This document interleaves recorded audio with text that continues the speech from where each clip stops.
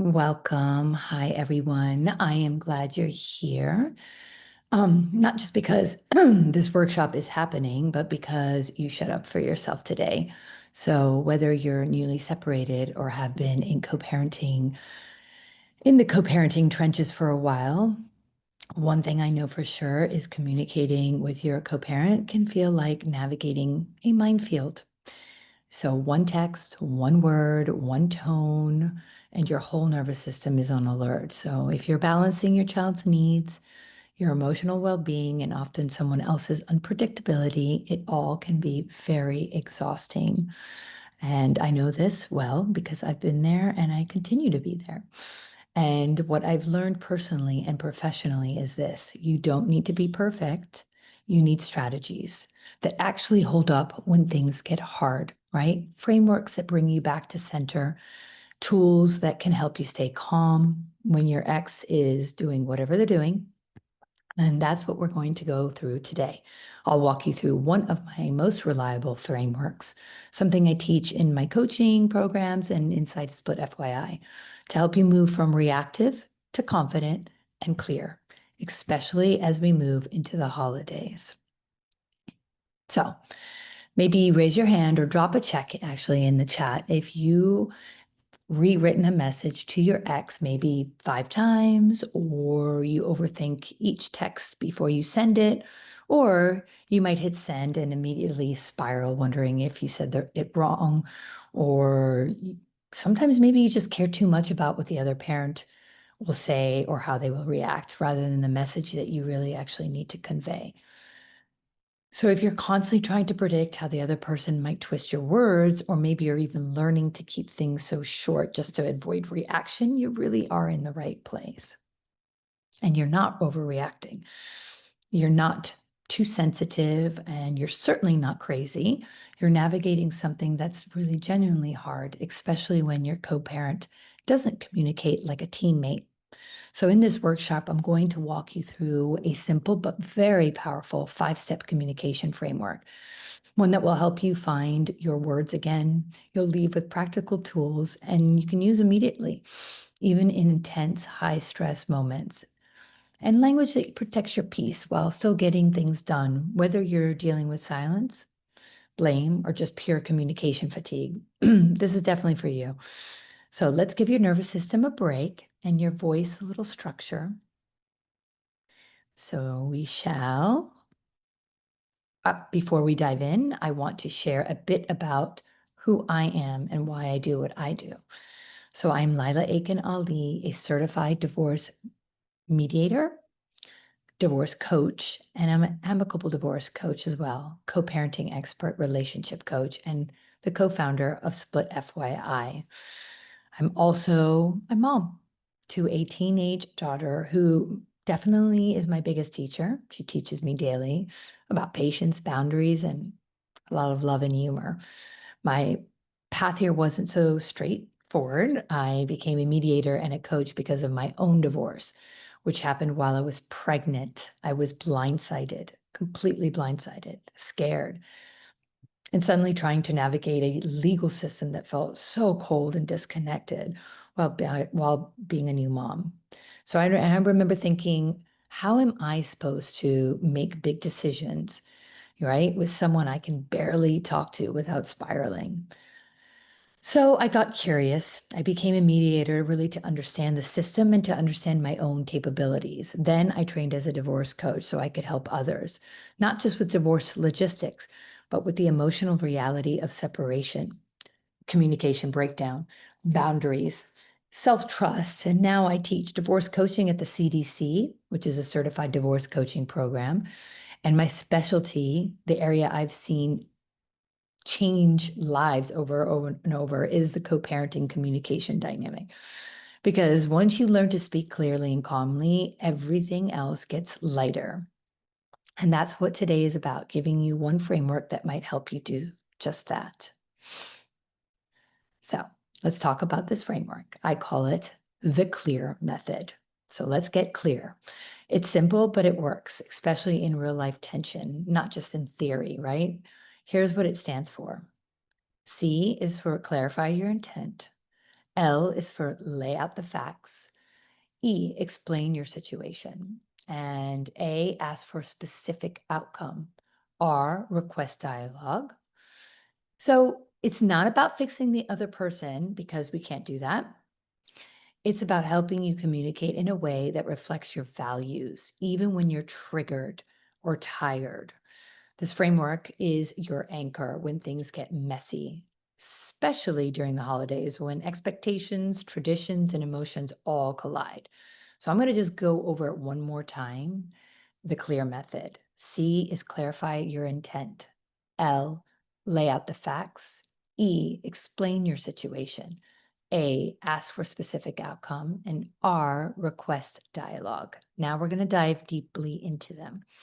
So step 1, clarify your intent. So before typing any message or response, am I confirming something? What am I confirming? What am I saying, right? To clarify your intent is one of the most important things because the message will then become clearer once you are clear of what you want to do, right? So am I confirming pickup, Friday pickup, or asking for a switch? One goal per message reduces the spirals. And I cannot emphasize that enough, that it is so important to try to keep it to one message per correspondence. This is the simplest, most powerful shift you can actually probably make. Before you say anything, pause, ask yourself, what am I actually trying to accomplish here? Am I confirming a pickup time, setting a boundary, trying to clear up a misunderstanding? When we skip this step, we tend to lead with frustration or fear, and that's when messages spiral.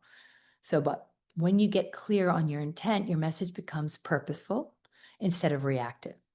For example, before texting, maybe write your goal, right? Confirm Halloween pickup is the goal. That one line helps you filter your emotions before sending the message.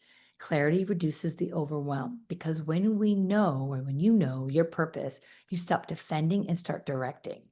So my pro tip is stick to one clear point per message, especially when things are tense. Because if you bundle up multiple topics, your co-parent will grab the easiest one to argue about. And suddenly you're off the track and you get none of the messages across. Step 2, lay out the facts. So once you're clear on your intent, the next step is to lead with what's true, not what you might assume, feel, or interpret, right? Facts are your grounding point. They strip away story, judgment, and emotional spin, right? And they make space for progress. Here's what that can look like in real life. Instead of saying, you never keep me in the loop about the kids' plans, why don't you try saying, I saw the kids have a birthday party Saturday. I didn't see it on the shared calendar. Or instead of, you don't respect my time, maybe try, the exchange time changed from 4 to 5:30 yesterday. Can we confirm that drop-off will be on our agreed time at 4 p.m. next week? Or if communication is a challenge, instead of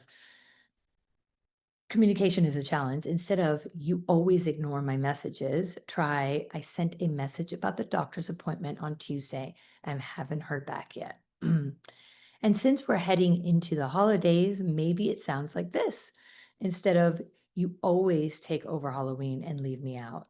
Maybe try, I saw you're taking them trick-or-treating this year. Maybe we can plan together so both sides get some time to celebrate. Can you see how this shifts energy? Facts de-escalate tension. They build trust over time and create a space for next step, collaboration. So step 3 is explain your situation. This step is short and it's one people really often skip, right? You're not defending yourself, you're simply adding context. So think of it as giving a snapshot of your reality so that the other parent can understand logistics. You are not asking for permission or seeking approval. You're just stating a super fact in a serious situation. For example, I'll be in meetings Friday afternoon, so I can't do pickup. That's simple. That's enough. No extra details, no proving your point, just clarity.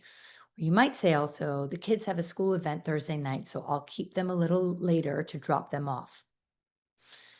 Or with something seasonal, I have family coming into town for Halloween weekend, so I'll be doing costumes earlier in the week. It's short, neutral, and honest. When you offer that little bit of context, you reduce confusion and make collaboration a bit easier. Step 4, ask for specific outcome. This is where most co-parents get tripped up because asking directly can feel vulnerable or even confrontational. But there's a more truth to this, right? Vague requests get ignored, as we all know, and emotional hints get weaponized. So you're doing yourself injustice if you are not asking for a specific outcome. So instead of saying, it'd be nice if someone helped for once in a while, try, can you do pickup on Friday? That's simple. Ask directly. Direct doesn't mean rude. It means clear, clarity, and clarity is kindness, right? People can meet your needs if you don't name them. So name them. And when you do, you give yourself a chance to get what you actually need, not just what you've been tolerating. A few other examples. So instead of you never keep me in the loop, you can try, can you update the shared calendar when plans change? Instead of it would be great if you respect my time more, you can try, can we agree on a 15-minute grace window for exchanges? And a Halloween example is, instead of you always take over the holidays, try, would you be open to me joining for a school parade and you take trick-or-treating? So you're trying to collaborate. When you make specific asks, you shift from complaint to collaboration, and that's where communication starts to actually work. So step 5, request dialogue or resolution. The last step is one most people also skip because when communication has been tense or one-sided, it's hard, right? But this step matters, and it's how you close the loop and keep the door open, not to conflict, but to collaboration, which again is what you're aiming for. When emotions run high, ending a message with a gentle invitation to respond can shift everything. Something as simple as, let me know if that works, or if we need to adjust, or open to suggestions if you see it differently. It's collaborative without being submissive. You're signaling, I'm open to solutions, not drama. And if you don't respond, you've done your part, right? You've modeled grounding and grounded, respectful communication. And that's the only part you can control. Over time, consistency in this approach builds credibility. It shows your kids and your co-parent that you can stay steady even when things get messy. So here's what this looks like in real life. Same situation, two totally different approaches. Because small language shifts create a big outcome shift. So before, you're late again. Do you even care about our schedule? That version feels justified, but you're frustrated, and you're rightfully so. Definitely rightfully so frustrated. But it instantly puts the other person on defense, and the focus shifts from the issue to an argument, right? So maybe after applying the C.L.E.A.R method, we agreed on Friday pickup at 3 p.m. I have a meeting then. Can you confirm you'll make it? That's factual, clear, and leaves no emotional bait to grab onto. It keeps the focus on logistics, not blame. Another example. Before, you're so controlling, you always change plans without asking. After, I saw the weekend schedule changed. Can we go over it together so we're on the same page? This moves from accusation to collaboration, even if the other parent doesn't respond in kind. And one more.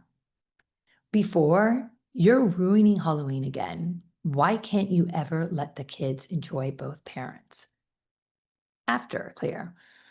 Looks like you're taking them trick-or-treating. Would you be open to me joining for the parade at schools so both sides can get time to celebrate. See the difference? You're not playing small or staying silent. You're just staying steady. You're steering the energy, not absorbing it. This is so important, right? For your own energy and state of mind. So, what about when things aren't so simple, right? What about when you're being accused of something that isn't true, or when the other parent is vague, passive aggressive, or just flat out doesn't respond, which can be super frustrating. I know. These are the moments that that test everything you learn, right? When your nervous system wants to react, defend, or prove your point. But this is exactly where C.L.E.A.R becomes more than just a communication tool. It becomes your calm in the chaos. It becomes your hot minute before a response or before you reach out. It's how you protect your peace, hold your power, and still communicate with clarity, even when the other side isn't playing fair. So let's walk through a few real life, high conflict examples next. So you can see how this structure holds up even when things are messy and how you can do it too.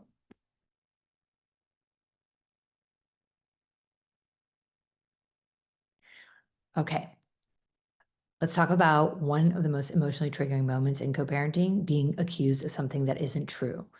When that happens, your brain instantly goes into defense mode, right? Because it's no longer about logistics, it's about fairness and identity. It feels personal. It is personal. The instinct is to fight back, explain, overprove, or send screenshots to clear your name. But here's the truth, that never changes the story. It just feeds the fire and keeps you stuck in reaction mode or a ping pong match. So what does change the story? What does change the story is grounding yourself before you respond. That's where your power lives. Sounds simple enough to say, I know it's really hard to do. So try something like, I hear that you're frustrated. You're validating emotion, not agreeing with the accusation. Let's look at the schedule together. You're redirecting the focus back to a neutral ground. Calm, grounded, redirected to facts. You're not giving in, you're leading. You're showing emotional intelligence in the face of emotional chaos. And over time, that steadiness speaks louder than any defense ever could. You're really also just ignoring their accusations too.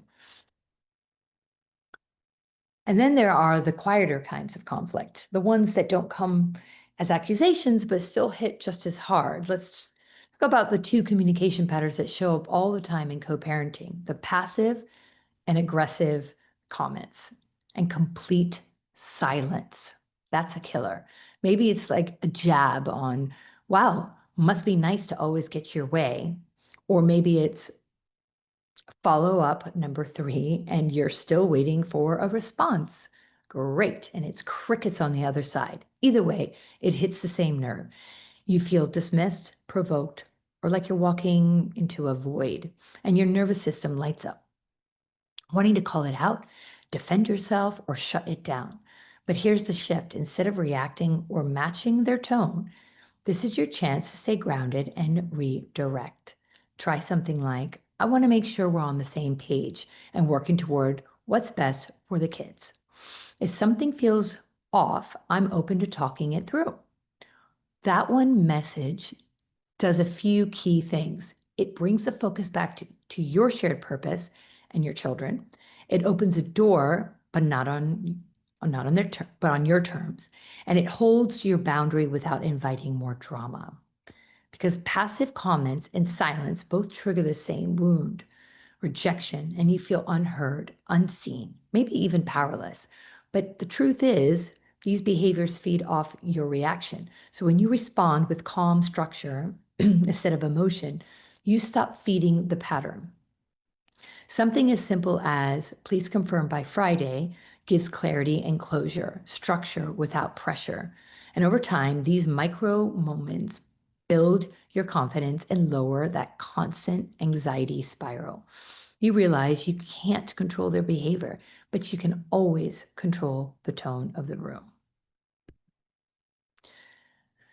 Okay, and let's also be realistic here. Sometimes no amount of strategy will make communication feel safe. Maybe your co parent twists your words, lashes out, or simply refuses to engage respectfully. When that happens, clear isn't about collaboration anymore, it's about self protection.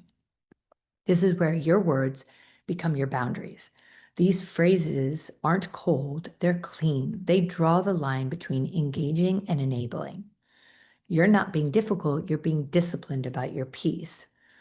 And that discipline, that grounded restraint, is what changes everything. Because when you stop reacting, you stop bleeding energy. You reclaim your power, protect your nervous system, and model calm strength for your kids. And that's leadership. That's emotional maturity in action. And it's exactly what turns chaos into clarity. So here are some of phrases that you could use, right? I've shared all the info I have right now. Thanks for the update. Let's stick to the agreement, or I'm not available to revisit this conversation.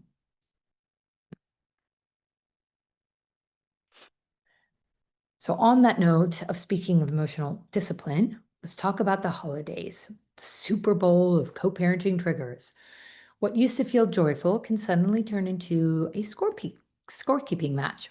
Who gets which day, which family gets priority, whose feelings get hurt this time. Add extended family opinions, and then travel logistics and kids caught in between two households. And it's no wonder so many people quietly admit I dread the holidays more than I enjoy them. But here's the good news: you can plan for peace. When you use the C.L.E.A.R framework through the holiday season, you're not just managing logistics, you're managing energy. You're setting boundaries that prevent burnout, communicating in ways that protect your calm, and modeling stability for your kids, even when everything around you feels unpredictable, right? So let's walk through what the what it looks like and how to use C.L.E.A.R to, real holiday scenarios that might work. Okay. So these are real messages clients have used and they work because they're simple, specific, and neutral. Halloween. The parade is 1 to 2 p.m. Trick or treating starts at 6. I can handle the parade if you'd like to take 6 to 8 p.m. Does that work for you? That's it. Thanksgiving. I'm requesting travel November 26 to 29 to my sister's, 2 hours away. I'll handle transport both ways. Would you be open to swapping the first December weekend? Notice what's not here. Guilt, sarcasm, over explaining. You're stating the facts, making a clear ask, and inviting collaboration. Sometimes something like, does that work for you, creates partnership without pressure. But what about when the other person is difficult, reactive, dismissive, or trying to bait you into the argument? So here's an example. Let's say you get a message like, you clearly don't care about the kids' traditions. You're just trying to control everything. And your nervous system wants to fight back, right? Totally normal. But instead, try this. I hear this is important to you. My goal is to keep the kids' holiday traditions consistent for both of us. I'm available Tuesday to plan logistics. Does that work for you? That response does three things. It acknowledges emotion without absorbing it. It redirects to shared purpose, the kids, and it ends with structure, not defense. So when you communicate like that, you're not asking for permission, you're modeling leadership. And that structure is what your kids feel. When parents communicate clearly, kids relax because clarity doesn't just organize logistics, it regulates nervous system. It tells everyone we're safe, we're steady, we've got this. So let's keep building on that because even when you plan perfectly, emotions still find their way through the cracks. And that's where your self regulation becomes the most powerful part of C.L.E.A.R. Every decision we make around the holidays eventually lands in our children's heart. They won't remember who got the extra overnight. They'll remember the tension at drop off, the silence in the car, or the smile you managed to keep, even when it stung, because what they feel becomes what they remember.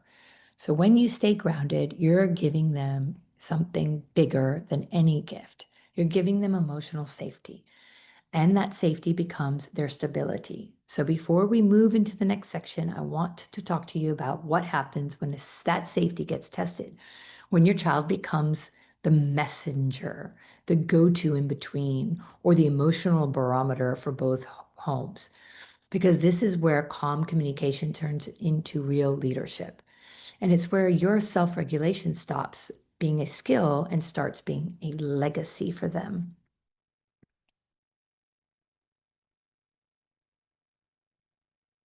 Okay, this is one of the most triggering scenarios when your child becomes the messenger. Maybe you get that text that starts with, the kid said you told them, and your stomach just drops, right? If you've ever been there, you know the gut punch feeling. Your instinct is to defend yourself, to explain, to fix it right away, but that only pulls your child deeper into the tension. This is where clear becomes your anchor. Clarify your intent. Take your child out of the middle. That is your intent, right? Lay out the facts. You didn't say that. Explain. They're feeling caught. You want to ease the pressure. Ask, can we agree to keep adult issues between us? Request dialogue. If there's a concern, let's talk directly. The response you'll see on the screen does all of that in just a few calm sentences, right? The messenger moment. Our child said you told them, I don't care enough to show up. I'd never want our child to feel in the middle. I haven't said anything like that, and I'd like us both to focus on helping them feel supported by both parents. Is there a concern? I'm open to discuss directly. So you're not defending, you're demonstrating emotional leadership. Even if the other parent never meets you there, your child will feel the steadiness. And that's how you start rewriting the story, one calm, grounded moment at a time. So not everything is, every conflict can be fixed, and we know that, but every moment can be steadied. So the next time you feel that spike of anger or panic, pause and ask yourself, am I responding from pain or from purpose? Write the message first, step away, breathe, and then read it out loud. Times out of 10, you'll find a calmer way to say the same truth. And that's regulation and action. You now have a tool, right? Real strategy to bring clarity, calm, and confidence into your co-parenting. But tools alone aren't enough. That's how you use them. It's how you use them that changes everything. That's exactly what we'll be doing in my upcoming co-parenting survival masterclass on November 13th. We'll go deeper into these communication tools, explore new modalities for staying calm under pressure, and give you space to actually practice your real life scenarios with live feedback and guided coaching for myself.